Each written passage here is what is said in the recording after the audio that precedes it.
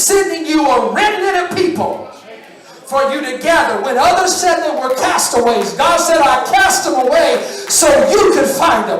And when you're in the middle of the sea, there's going to be prophets and apostles and bishops that try to come to prophesy to you, to tell you to lay aside the weight, to lead the ones that are homeless, to lead the ones that don't have a ride to church, to lead the ones that are on food stamps, to lead the ones that have baby mama drama, to lead the ones that baby's daddies don't pay child support.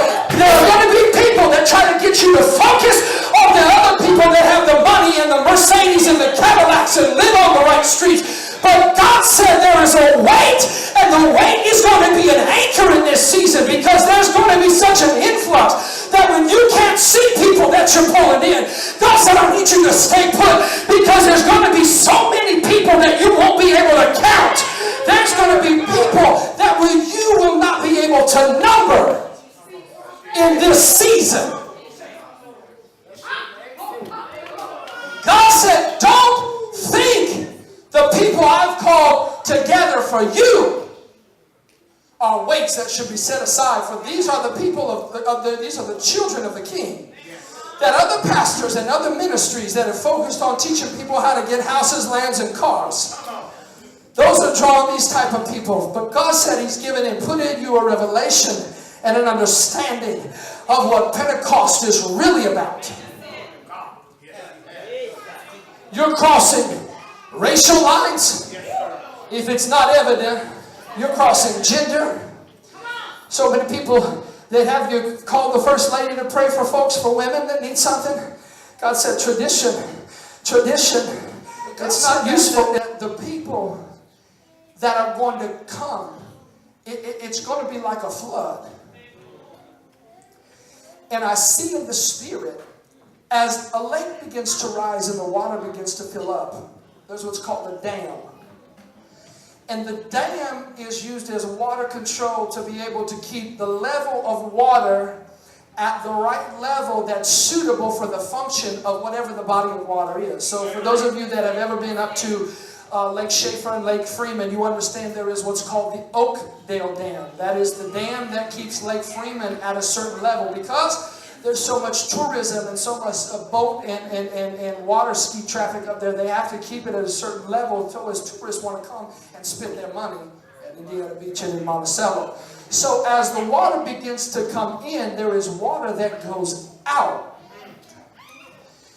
And when your boat begins to get to certain capacity so it doesn't become overtaken, there's going to be the opening of the dam that's going to allow the water that's become useless to your ministry begin to flow out without you even noticing.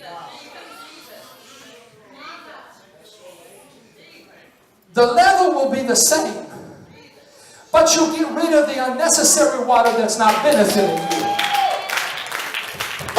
But the drama will cease and desist, because He's going to allow the people that aren't for you to leave you.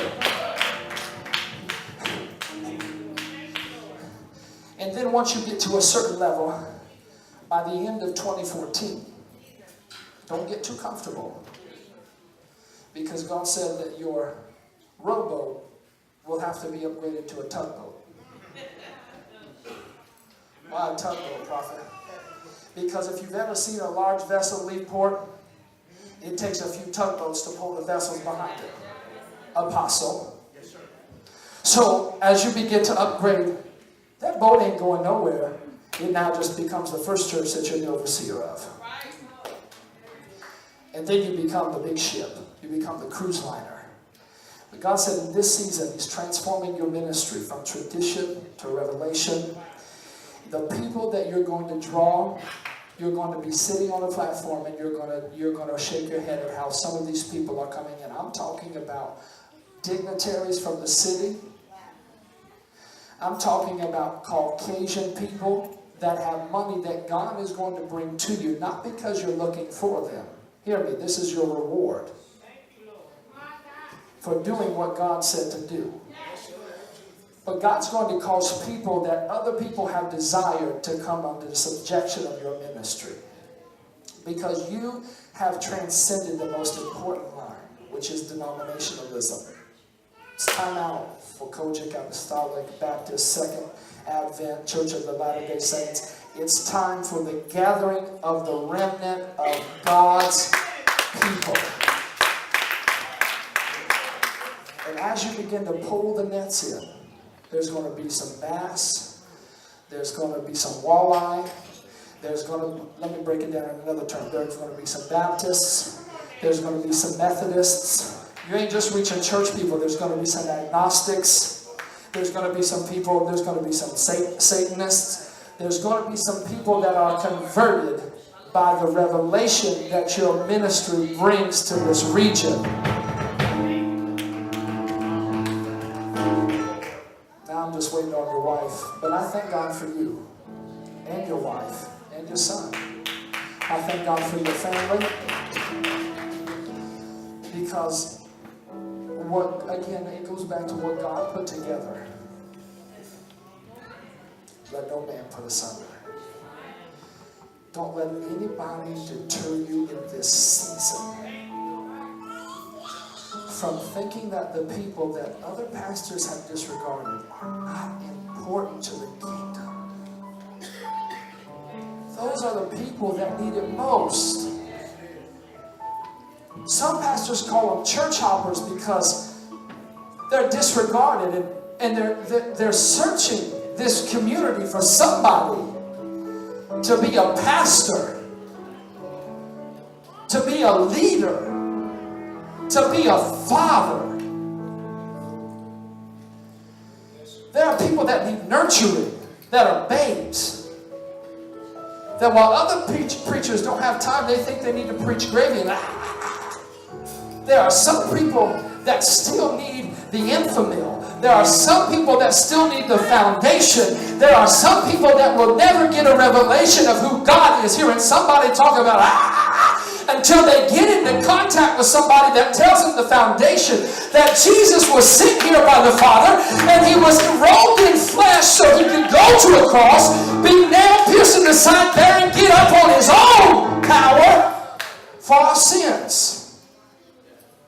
Some people never come in contact with that Jesus because some people are too busy worried about the offering. I decree that in this season, the enemy shall be your footstools.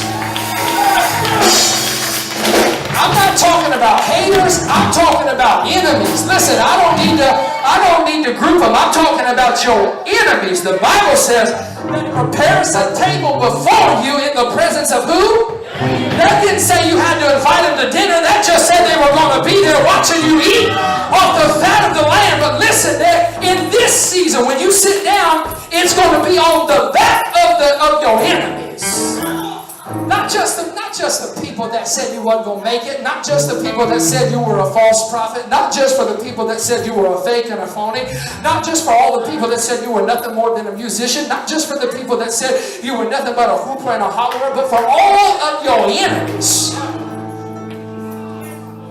And in this season, the gathering season, God said he's gathering your enemies from all across the lands to see when God be for you, he's more than anybody else against you.